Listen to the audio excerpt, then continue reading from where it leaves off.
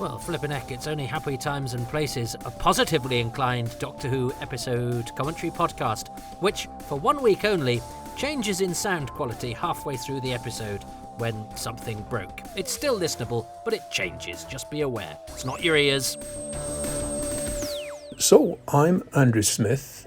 I'm a writer, and in relation to Doctor Who, I wrote Full Circle.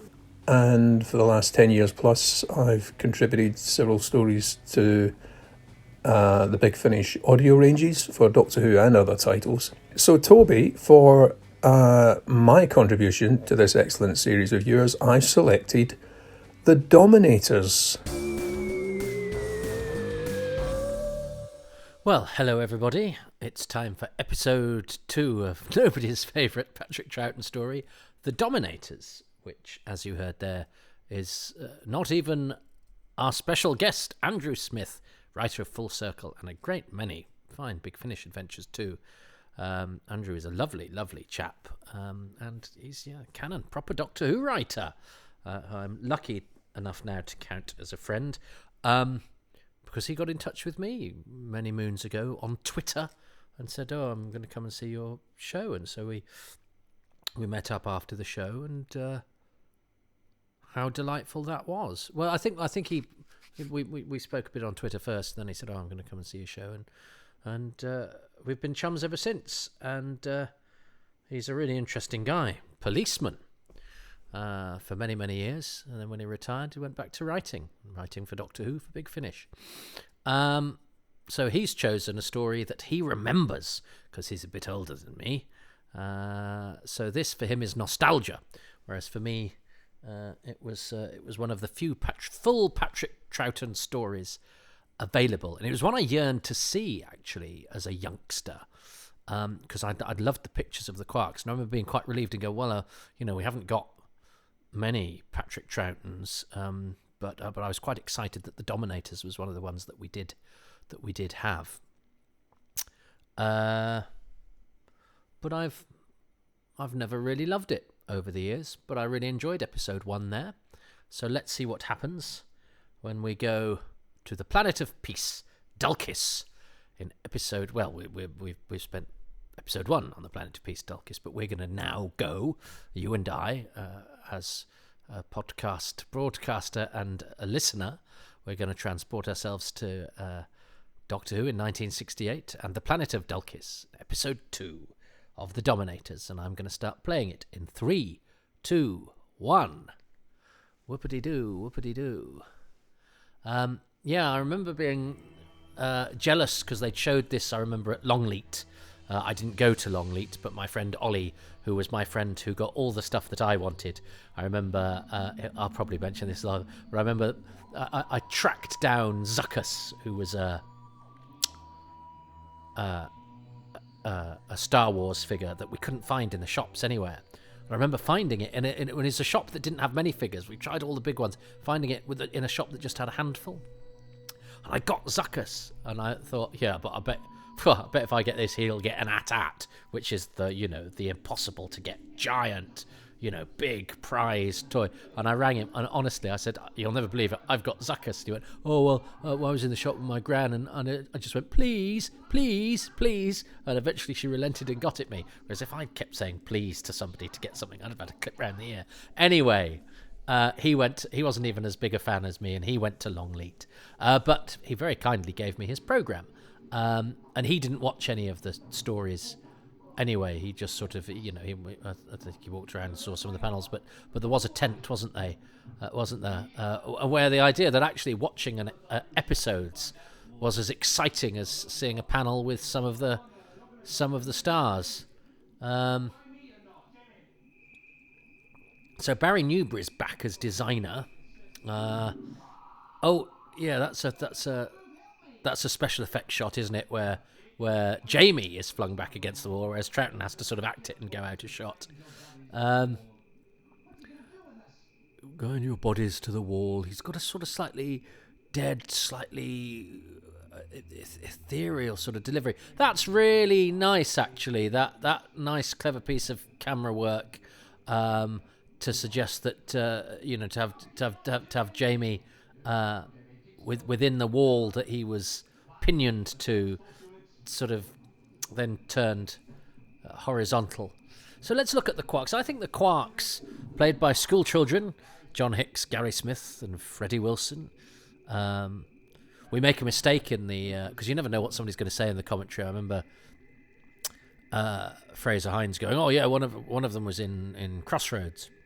So I gave him the names, and he went, "Oh yeah, Freddie Wilson, he was in Crossroads." No, Freddie Foot was in Crossroads, and Freddie Foot was the servo robot in The Wheel in Space. So you think, well, that's easy. Fraser's just made a mistake. Another young actor, only a few weeks before saying a diminutive robot. However, I tracked Freddie Foot down and then spoke to him on the phone, and he claims he was a quark as well as the servo robot. And I've got the production file. There is no evidence of that, unless maybe on one of the recordings on the last. At the last minute, one of the others was ill and he came in and did that. I don't know. But that's not... I'm still not letting... Fraser was just getting the two confused. Anyway. Ronald Allen is super. And, he's in Doctor Who a year or so later as Ralph Cornish. And look at the way his upper lip is sort of slightly curling in sort of thinly veiled disgust. But it's a contained performance, and I love that shot. Look at the way he sort of leans in like a malevolent tortoise who's, going through a terrible divorce.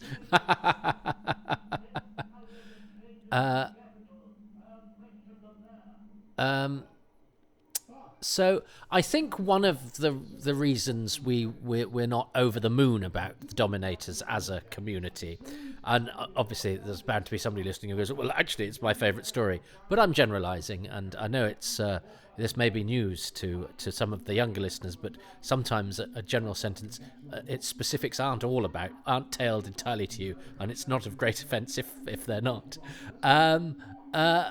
But I think one of the issues here is I do think that, and Romans wore togas, sure, but I think the curtain ball gowns that some of the Dulcians wear are not great, and I actually think that high skirt that Felicity Gibson's got going right, that's not a great costume either, and Zoe gets one later, doesn't she? Yeah, and I'm not wild about the Dulcian costume policy, I have to say, and I don't know why, because it's an attempt to do something spacey without being sort of silver and shiny.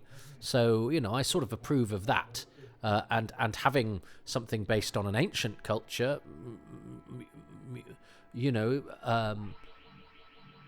has. Is a sensible policy, because you go, well, it's this is something that has been done, therefore it's conceivable. I just think it's aesthetically, it looks to us now a bit sort of cod sci-fi. I like Jamie's leather jerkin though, with fur-lined leather jerkin, and he's wearing it's got a woggle, isn't it? It's like a Cub Scout. It's a sort of cravat, but it's got a woggle. So it's is it called a woggle? The thing that Cub Scouts had, that like the little ring that holds it together. You don't see that. I'm sure they're called a woggle, and that might have just been something that what my mother called it. She used to run the Cubs and the Scouts. I was never part of it though. Weirdly, I think they were far too practical and muddy for me. Troughton is great, isn't he? He's so good, and I already have an inkling that might be my favourite thing of the episode coming up, which is the Doctor pretending. Oh, that's quite abstract. The suggestion, the sort of receding circle suggesting flight. Now here we go in the council chamber. I got slightly muddled. There were supposed to be female statues here, played by actresses. One of them was going to be Valerie Stanton, who turns up later as Madeline Sigri's secretary in The Space Pirates. She died a couple of years ago. And they didn't use the female statues in the end, who were going to be played by actresses who were nonetheless booked.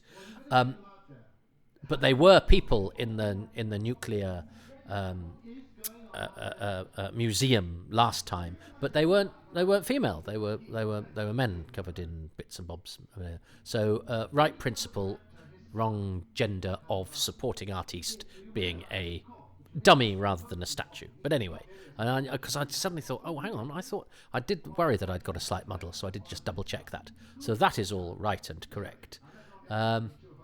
It's funny seeing Zoe in her Wheel in Space costume because, of course, yeah, she's still relatively new, but she's right into the action. I love Wendy Padbury; she's great.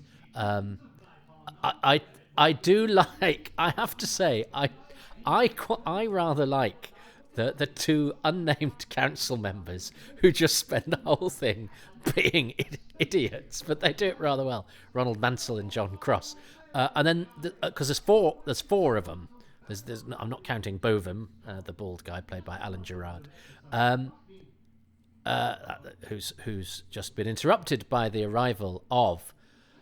Now, who would you think, dear listener, is the main guest star of The Dominators? Could it be Crossroads actor Ronald Allen playing the chief Dominator, or could it be his his testy sidekick, who's a very interesting character and the main sort of villainous one because he does all the killing, Kenneth Ives as Toba? Or could it be Cully here, the rebellious youth who's on the side of the good guys and the hope for the future of Dulcis as it emerges from pacifism into bloody murder? No, it's none of them. It's this guy. It's Walter Fitzgerald, who's only in episodes 2 to 4, and it's not a great part, but in the billings, it's starring Patrick Troughton with Walter Fitzgerald, Ronald Allen, Kenneth Ives, and Arthur Cox, and Fraser Hines, Wendy Padbury, because that's how it would go. So if the credits weren't done in order of appearance as they are at the end of the episode, but in order of importance, Walter Fitzgerald would be next billed after Troughton, and here he is, a fine film actor in his day, a little bit, I would say, past it. Can one say that? No, it's not a great part. And I mean, if you think of 72-year-olds that you know now, I think he's early 70s in this. But people lived through a lot worse than we do, so aged a bit differently. Although, as I say, that said, Arthur Cox is not as middle-aged as our initial look at him might suggest. It's a nice set. It's a bit. This reminds me a bit of sort of episodes of Out of the Unknown. I don't know if it's just because of Philip Voss and my association with doing the commentaries and things for that series on the now deleted DVD box set that we worked very hard on. But the sort of slightly painted backdrop remind me of the kind of Isaac Asimov-y futuristic sets of some of those productions. And Barry Newbury had, of course, done loads of design work for the show early in the series, and hasn't returned to Who much from those early seasons, and now here he is. I quite like the different panels on the Quark ship. I like the fact that it's sort of based on the TARDIS principle, isn't it? That they've got a central dais that you can sort of move round, which makes for some interesting movement. Now this is Troughton at. I actually like the Quarks. I was worried about them being a little bit wobbly, but I actually think they're rather a good design. Troughton, being this sort of panicking child that he is, this slightly pesky urchin, and of course he's deliberately making a hash of this, and pretending that it's because he's a bit stupid and a bit panicked. But he wears the panic so well and so convincingly, even though it's arch and childish. He embodies that sort of slightly overgrown child thing, that it works within the characterization. And of course, what he's doing is he's doing the brilliant thing that Doctor Who does at Doctor Who's best, is making the enemy underestimates you. Yeah, and it's what's and it's and I mean I think it is a slight issue with the story that they don't, these ruthless guys don't just kill these these two characters, but the Doctor and Jamie convince them that they're stupid, and Rago wants to conserve power, so we don't kill them. A nice little spark effect there, which I think is on film. And I love that Jamie joins in, and that's got to be Troughton and Hines there. He grabs the Doctor and so starts electrocuting him. So they know that they're both putting themselves through pain in order to convince the Dominators that they're stupid. And it's very easy to convince them that they're stupid, because and I think they're a joy. I think Troughton and Hines are gold dust. There's a real rapport between them, and I sort of like it when that. I mean, it's counterintuitive really, because I like it when actors are completely consumed in the character and you completely believe it. But I also quite like it when you can see an element of the actors off screen, on screen. There's no reason why you can't like both of those things, in the same way that I like character acting, but also I like stars who are the same in everything. So as long as it's good, and I love the way they put their hands right up in the air. Troughton and Hines are beautiful, but the Dominators do let them now, I think, for the rest of the story, wonder about causing trouble, and you sort of and the script is aware that is a problem, so it goes, well, no, we'll tie it in with the fact that we don't want to run out of power, and it would take power to destroy them, and that would be a needless waste, and it sort of illustrates that the Dominators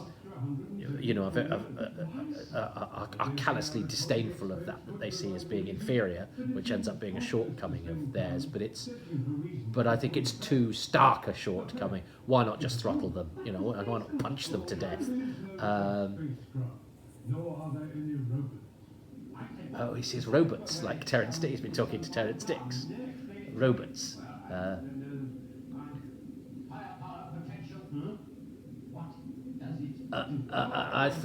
He's so good, Ronald Allen. I'm assuming that's a wig he's got on, or maybe it's not. But it's dark hair. But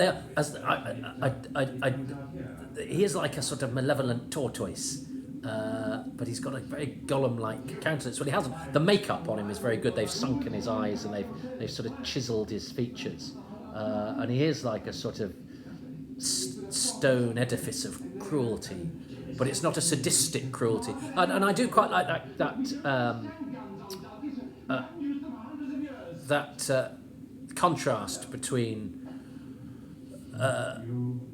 Ronald Allen's low-key, studied, disdainful cruelty in a way, and Kenneth Ives' more sadistic, which of course Rago sees as a shortcoming, enjoying it too much. And this is nice that track. Well, one, I like the hole in the wall. That's nicely done. Troughton, brilliant that we don't like them much. They tell us what to do. I think he's creating this whole hierarchical system on Dulcus between clever ones and stupid ones, which is all completely made up. But again, he embodies it so well. And of course the. Shall I destroy them? So the irony of this, of course, is because Toba is an idiot, Toba spends most of the story being Burke, and an insubordinate one, and Rago, because of the way that he's played and because of his status within it, he is the more cool-headed one. We're led to kind of think, well, he's right. You don't want a subordinate who is wayward, who doesn't obey commands, and who doles out death arbitrarily just because he enjoys it. And yet, if Rago had listened to Toba and Toba had been allowed to kill everybody he wanted, their plan would have succeeded. So it's slightly contrary to what we expect, and indeed the way that the whole thing is played out. It's only when you sort of stop and think about it, you go, but actually no, Toba, who's the foolish one, is right. And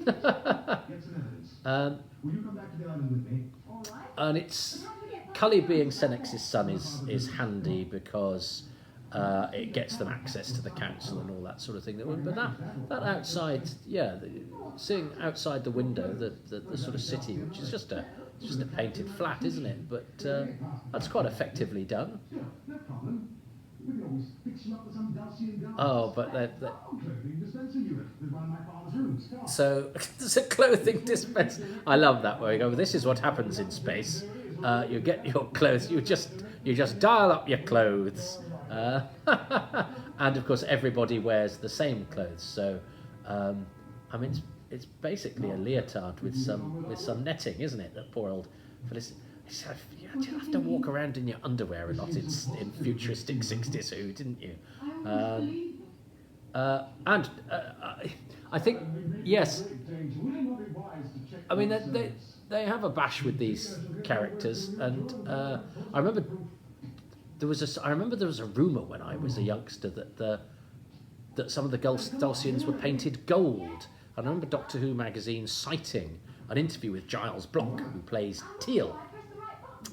And that, I remember that planted a seed of going, oh, you can people interview sort of supporting actors. Oh, I like the idea of that, because they're gonna tell some stories I've probably never heard, because of course I've pored over the interviews with the regulars.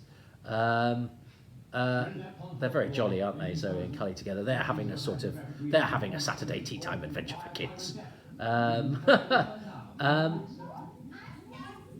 Now, and of course we have no, don't destroy them, it's a waste of energy. So yes, here's Giles Block, who is one of that few, and don't quibble with the word few, numbers of people who is somebody whose sibling has also been in Doctor Who, because Giles Block's brother, Timothy Block, is Tanner the taxi driver, the chauffeur in Black Orchid. So the Block brothers have both done a Doctor Who. Giles Block is a director at the Globe Theatre. He was Master of the Verse at the Globe Theatre, a great man of Shakespeare, and he's a very nice fellow. I've interviewed him for Who's Round, as well as having him on. He participated in the commentary for the Dominators that we did.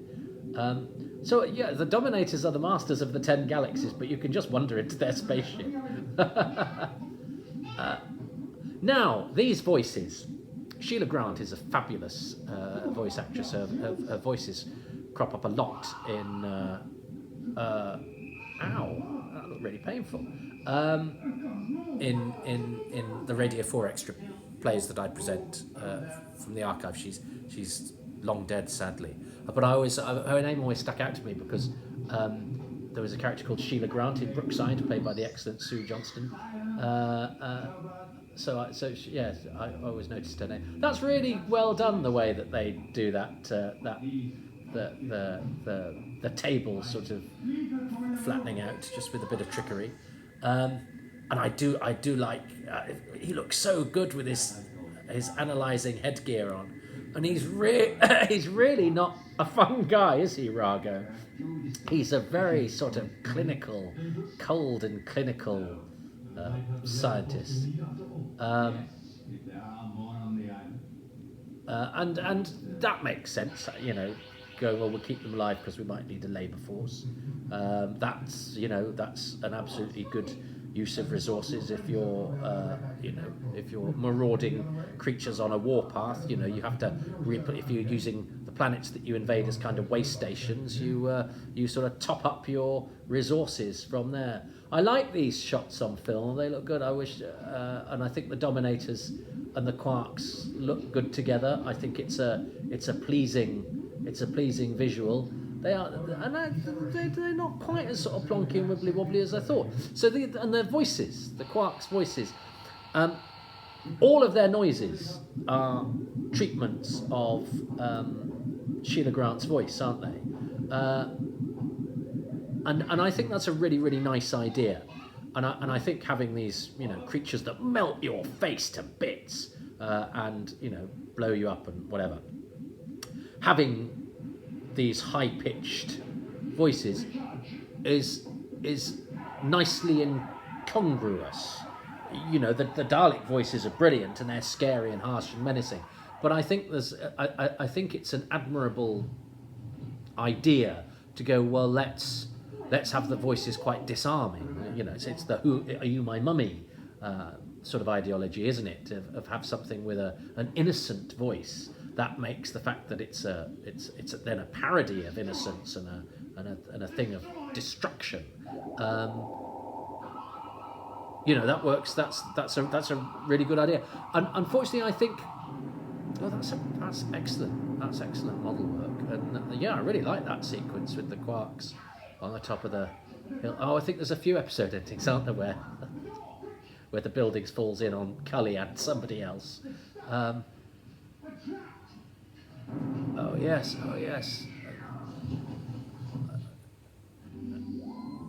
Fade to black. Yeah, that's all right. It's very hard to do a building falling to bits on a Doctor Who budget, and especially then sort of have it as the last piece of action. So we do have that bit where the actors sort of have to clasp onto each other and fade to black as quickly as possible, please, so that nobody's hanging around. But I love the bit outside with the Dominators there, with the Quarks and the Quarks on the hill, and shows how powerful they are, that from a distance they can sort of total a building. Very nice.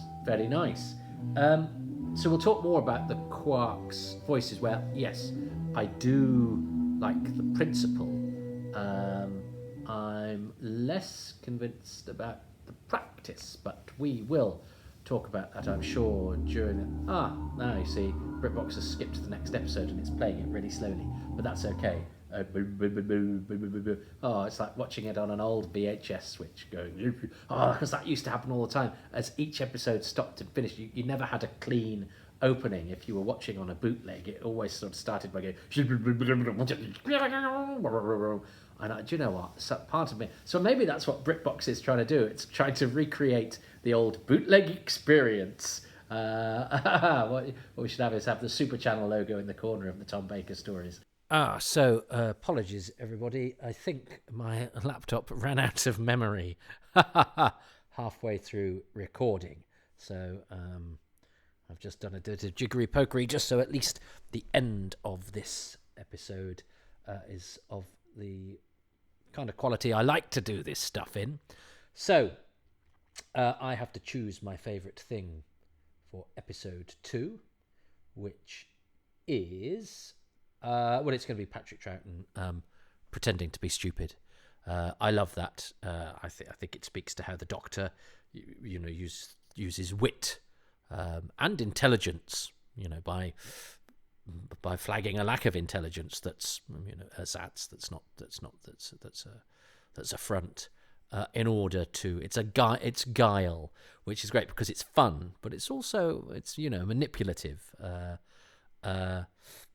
It's sneaky, but also it allows Troughton to play up being incompetent, which he does so well. He's a sort of Butterfingers, but he's a Butterfingers kind of guy. Troughton is the most Butterfingers of all the Doctor, and also that sort of that hapless schoolboy thing that he does that is so winning, and again sort of disarms the opposition really, because it's believable too. In lesser hands, it would be unbelievable. So what is good old Andrew Smith going to choose for his thing number 2? I am choosing Troughton being stupid.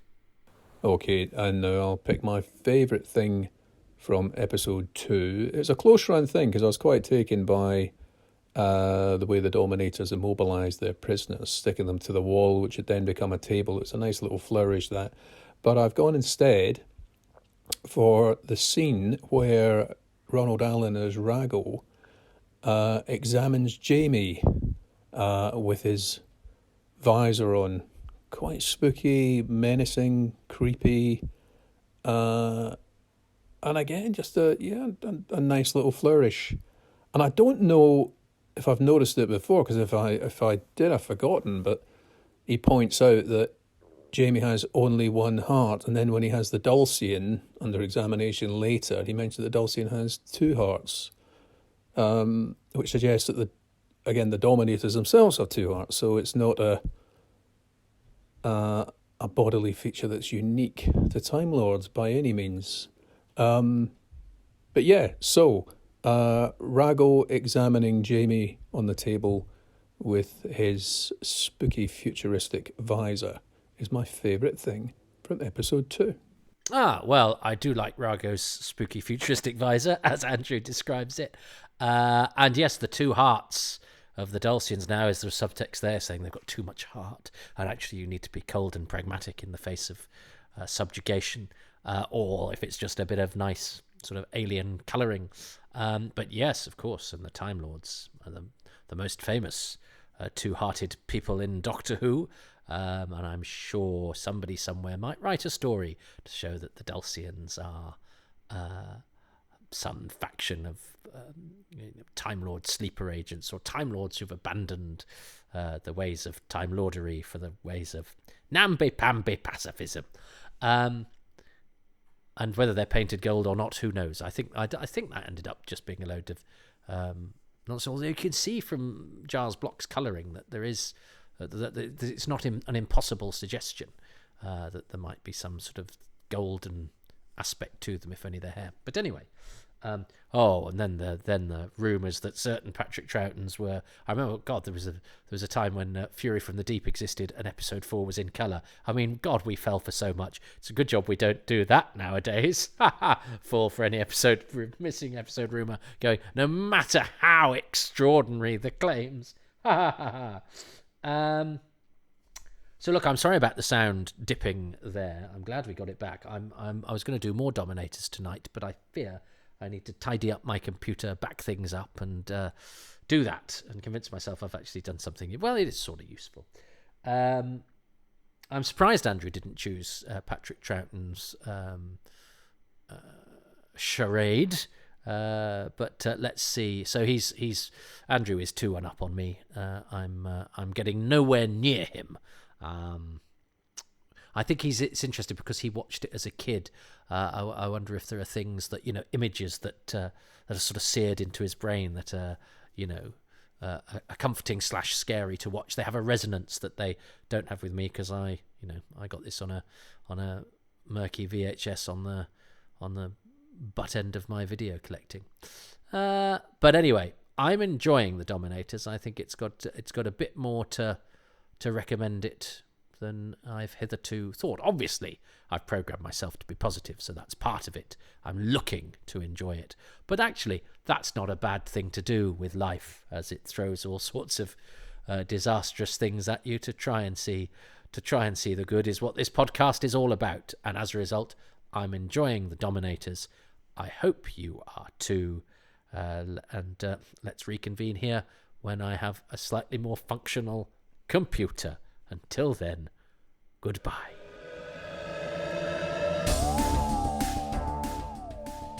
Thanks very much for listening to Happy Times and Places, which is presented by me, Toby Hadoke, and my special guest, Andrew Smith, who can be found on Twitter at Andrew Smith. But there's a catch. It's a capital A, a capital S, and the E of Andrew is actually the number 3.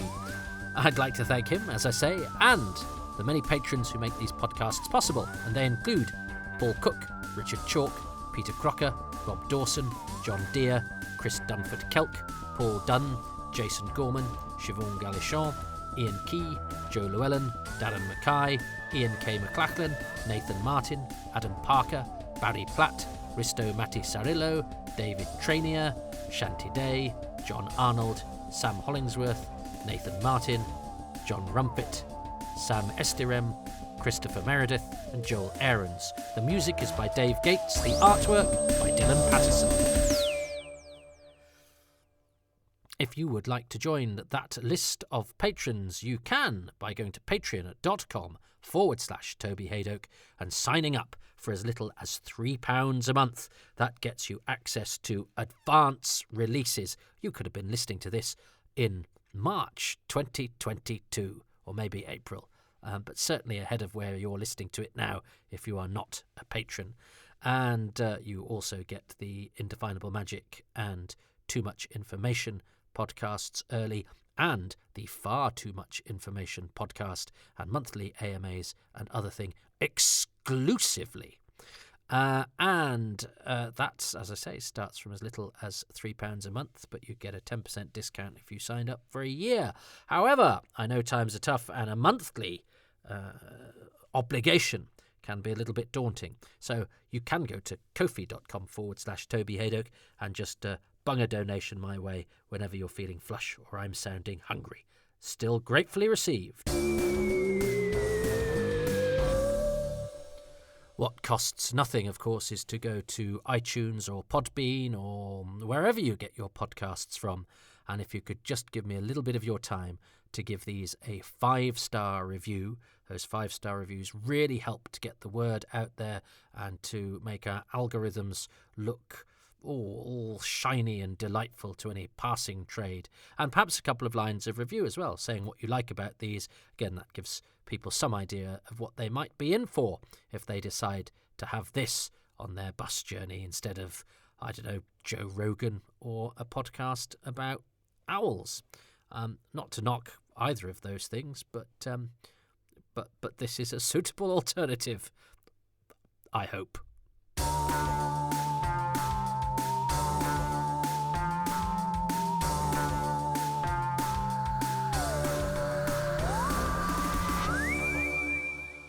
I suppose there's a gap in the market for a Joe Rogan podcast about owls.